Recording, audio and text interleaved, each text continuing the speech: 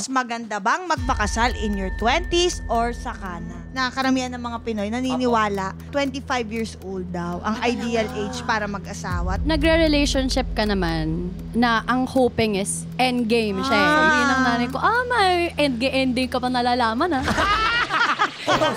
Anong age mo ba? Like, iniisip, dapat gantong age ako magpakasal. Oo. Si Kokoy, di ba nagtanong sa'yo minsan? Si Kokoy, ganyan. Ay, yun talaga yung Running Man, di ba? Yun talaga pipilitin ka nun. Bata pa lang kasi ako. Gusto ko talaga maging mother. Or 25, gusto ko settled na ako. Like, na ako, may pamilya na ako. Ideal na. Kung ako, siguro sa estado ng buhay ko ngayon, okay na ako financially, mentally. Yeah. Feeling ko, magsisettle down na ako. Ako kasi kinasal ako sa first husband ko, 21. Oh. Oo, tapos nabuntis ako, 23. Ako sa tingin ko lang, nag-mature lang ako ng fully.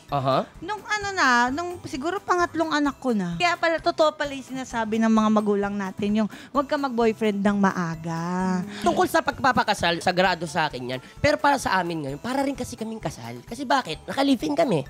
May anak kami. Kung ayaw niya muna magpakasal, kung hindi ka pa makabili ng bahay, hindi ka pa makapag-rent, okay lang yun. Buhay mo naman yan Buhay ko rin to. Pakalaman mo yung buhay mo.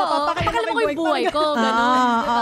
Ito pala desisyon. Hearing na Podcast pa! Your Honor! Sa mga naging guest runner sa Running Man, kanino kayong mga runners iritang-irita? Particularly si Bubu yung iritang-irita. Ha?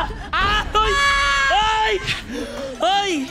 Available sa YouTube channel ng Yulon, Spotify at Apple Podcasts. Naka-live stream din po kami kada Sabado ng gabi sa Yulon. Pagkatapos ng Pipita Man na Loto.